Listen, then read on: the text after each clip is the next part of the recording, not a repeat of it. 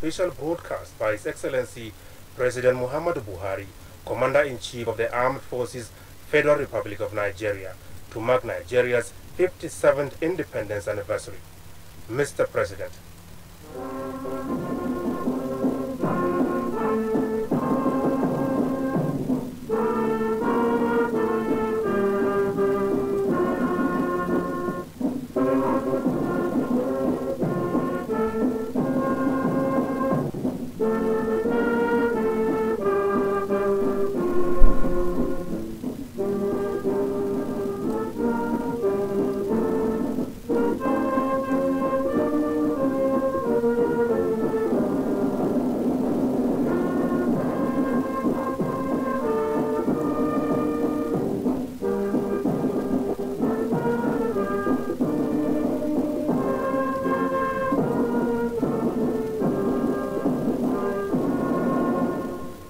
My dear Nigerians, October 1st remains a special date for all Nigerians, as this marks the day when we attain one of the most precious of human desires, freedom. Over the years, the country has gone through trials and tribulations, but October 1st is always a day for celebrations. It is a day for thanksgiving, reflection, and rededication. It is also a day for remembrance. We should remind ourselves of the recent journey from 1999 to 2015, when our country happily returned to democratic rule.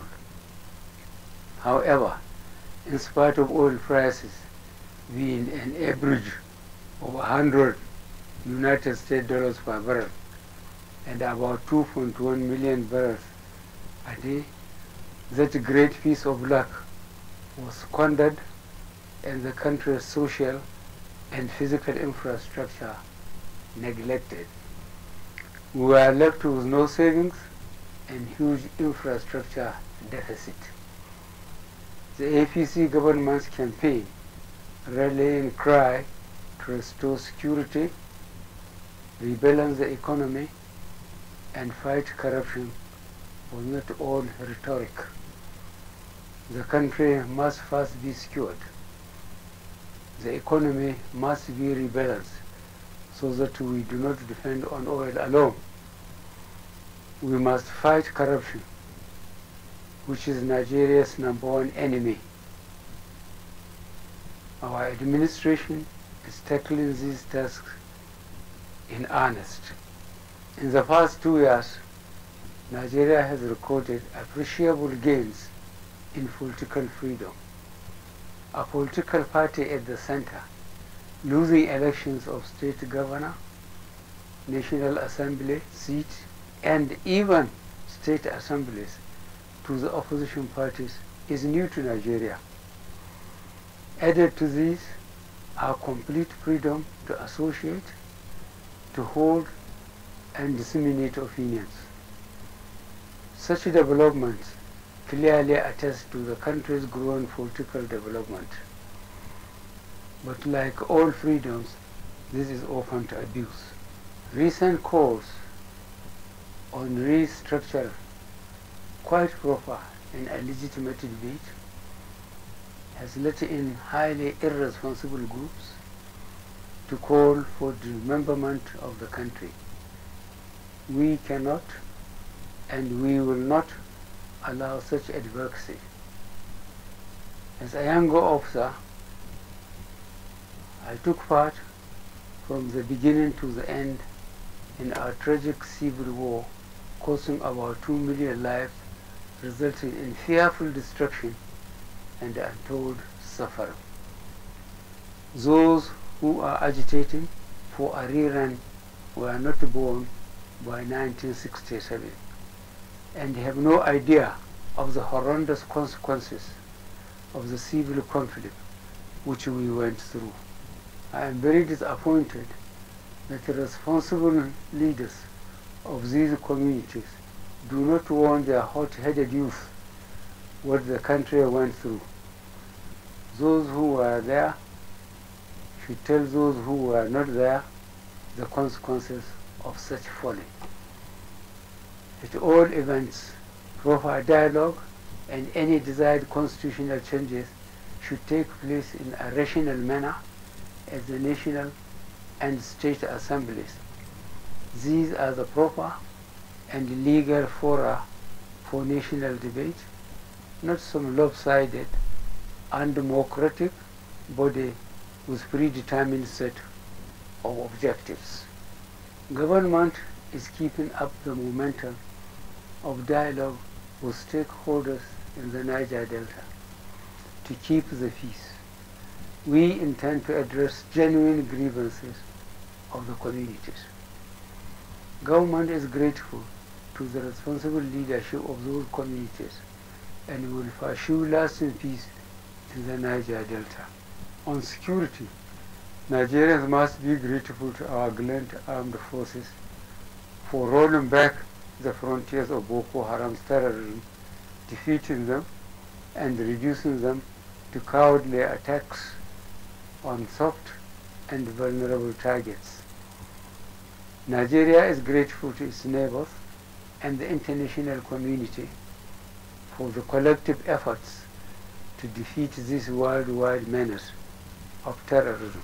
Not even the most organized and most equipped police and security forces in the world can escape the menace of modern-day terrorism, as we have seen in recent years in Europe and other parts of the world. But we are not letting up. Our armed forces, in an effort to enhance the operational capability of troops of Operation Lafia Dole, have established mobile strike teams in the northeast. These will ensure the final push to wipe out the remnants of Boko Haram. In addition, through targeted air strikes, most of the leadership and identified logistic bases and routes of the insurgents have been neutralized. The armed forces have established a naval presence in the Lake Chad Basin as part of the coordinated military efforts to curtail the movements or re-emergence of the sect in the area. Government is working around the clock to ensure release of the remaining Chibok girls, as well as other persons in Boko Haram captivity. Government will continue to support the armed forces and the other security agencies to fight not only terrorism but kidnapping, armed robberies, herdsmen, farmers violence, and to ensure peace, stability, and security in our country. With respect to the economy, the government has remained proactive in its diversification policy. The federal government agricultural anchor borrowers program, which I launched in November 2015, has been an outstanding success, with 43.92 billion naira released through the Central Bank of Nigeria and 13 participating institutions. 200,000 smallholder farmers from 29 states of the Federation benefited. 233,000 hectares of farmland cultivating 8 commodities, namely rice, wheat, maize, cotton, soya beans, poultry, cassava, and groundnuts, in addition to fish farming. These initiatives have been undertaken in close collaboration with the states. I wish to commend the efforts of the governors of Kebbi, Lagos, Ebonyi, and Jigawa states for their support to the rice and fertilizer revolutions. Equally commendable are contributions of the governors of Ondo, Edo, Delta, Imo, Cross River, Benue, Ogun, Kaduna, and Plateau State for their support for the Presidential Initiative for palm oil, rubber, cashew, cassava, potatoes, and other crops. With the abundance of rainfall last year and this year, agriculture has enjoyed divine intervention. Since December last year, this administration has produced over 7,050,000 bags of fertilizer.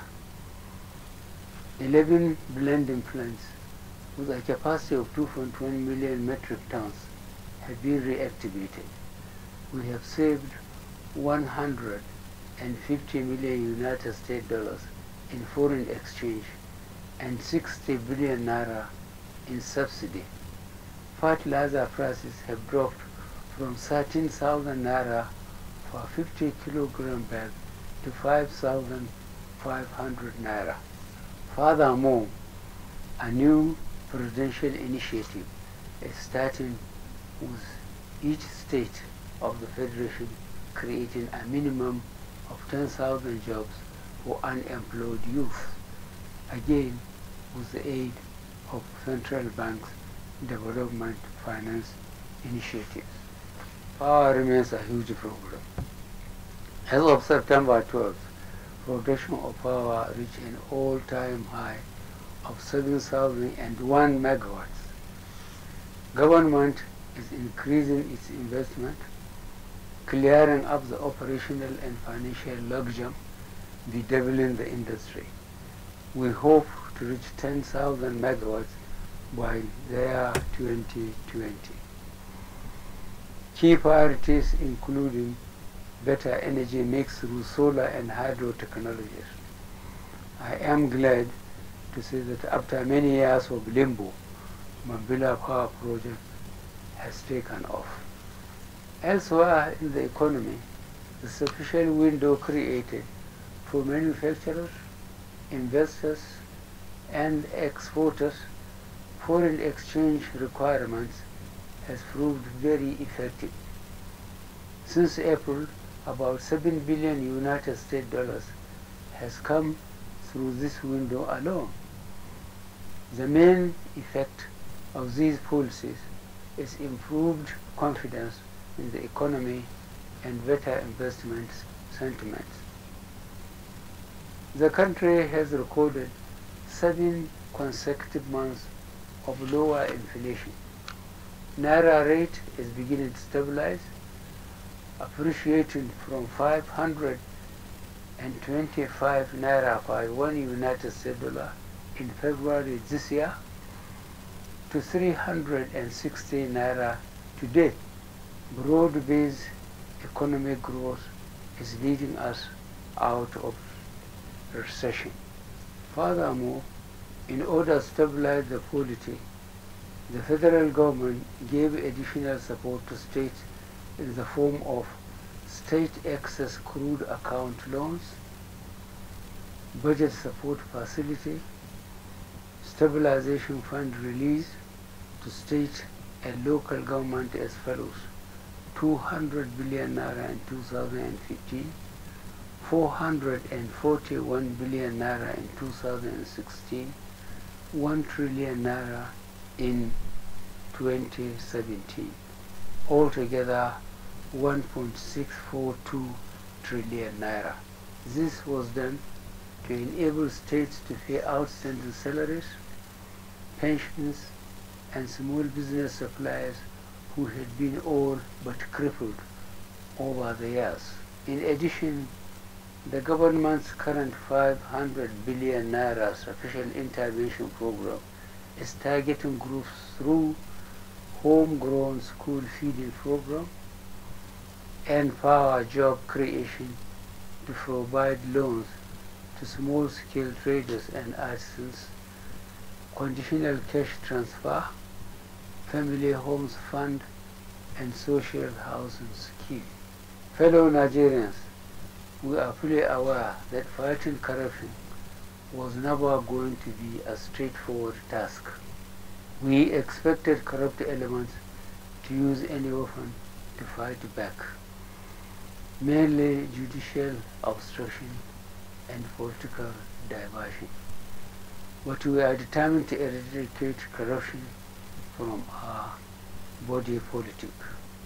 In this fight, the government has empowered teams of prosecutors, assembled detailed databases, accelerated the recovery of stolen funds. The administration's new institutional reforms include enforcing Treasury's single account, whistleblowers policy, integrated payroll, personnel and information system. We have signed multilateral cooperation agreements on criminal matters with friendly countries. There are signs of increasing cooperation from the judiciary.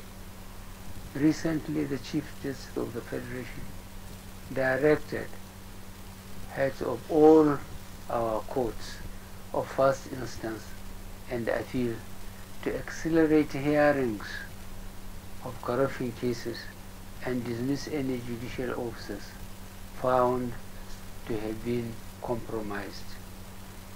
Justice Salami has just been appointed to chair the Judiciary's Anti-Graft Committee. Government expects a lot from this committee. I commend the National Assembly for refocusing on its oversight committees. They should, in addition, ensure swift passage of enabling corruption laws. But fighting corruption is a bottom-to-top operation. I call on all Nigerians to combat corruption at every turn by not asking for and refusing to accept a bribe, by reporting unethical practices or by blowing a whistle. Together we can beat corruption. The government, for its part, will work for accountability at all levels, federal, state and local governments. Change must then be real. As we enter second half, inspire our resolve to fix the country's challenges and problems. Thank you and a happy holiday to all of you. God bless our country.